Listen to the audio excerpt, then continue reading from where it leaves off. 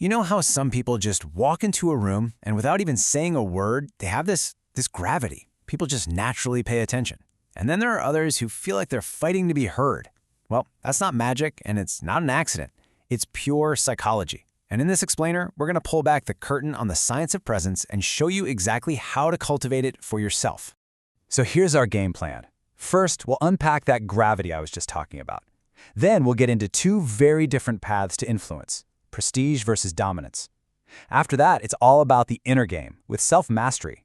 Then we'll load you up with a practical toolkit, and finally, we'll wrap it all up with a whole new way of looking at confidence.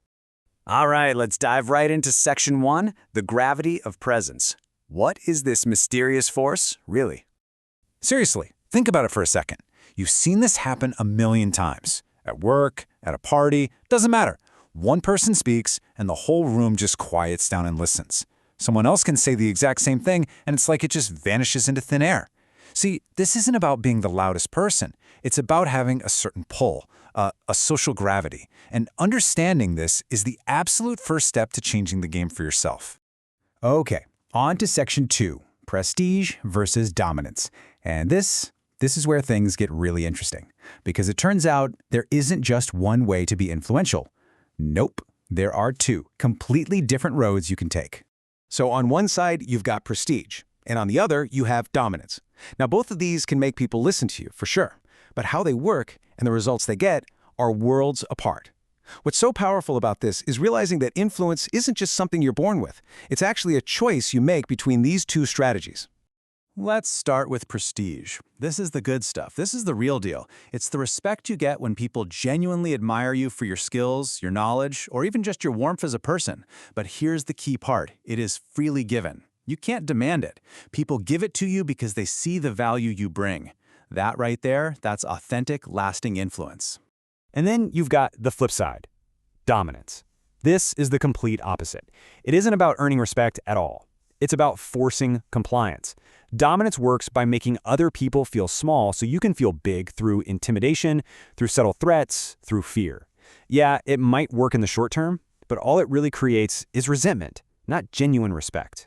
So the takeaway here is pretty clear, right? Dominance might give you a quick power trip, but prestige, that's where true, sustainable social value is built. And that's our goal for the rest of this breakdown, to show you how to build that authentic prestige.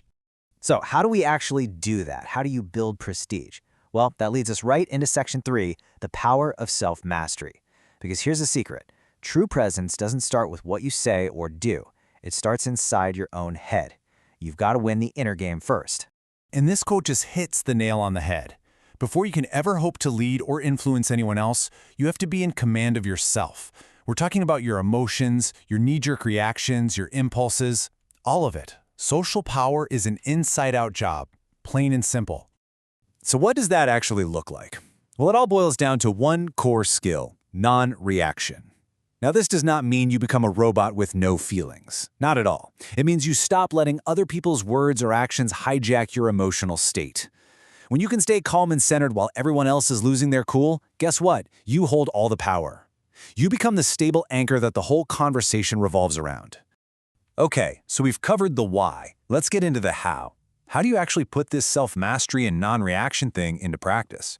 Welcome to Section 4. This is your high-value toolkit.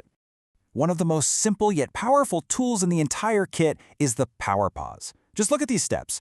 Imagine someone throws a really tough question at you. Instead of scrambling for an answer, first you just listen. You receive the input. Step 2, you take a slow, deliberate breath. This tiny action does two things. It calms your own nervous system and signals to everyone watching that you are in complete control. Only then, after that pause, do you think about your response and speak. The amount of calm and confidence this projects is just incredible.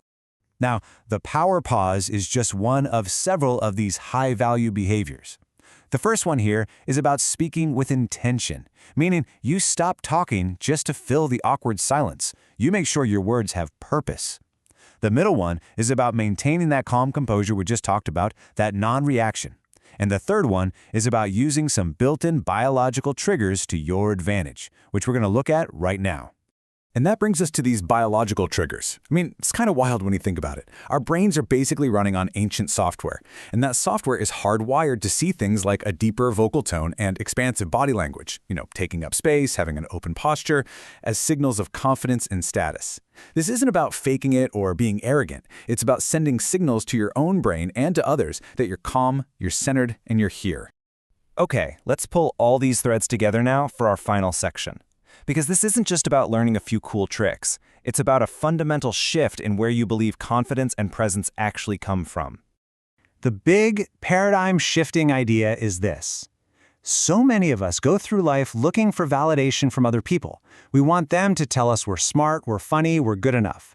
The shift is to stop seeking it from the outside and start projecting it from the inside. And that projection comes directly from that state of self-mastery we've been talking about this whole time. At the end of the day, your presence isn't something you do, it's a reflection of who you are in that moment. It's just the outward sign of your inner state. So if you focus on building an inner world of calm, competence, and warmth, which, by the way, are the foundations of prestige, your outer presence will take care of itself. So, I'm going to leave you with this one last thought to chew on. Long before you ever open your mouth to say a word, your presence has already spoken volumes. The energy you bring into the room, the way you carry yourself, it's already telling a story. The only question is, what story do you want it to tell?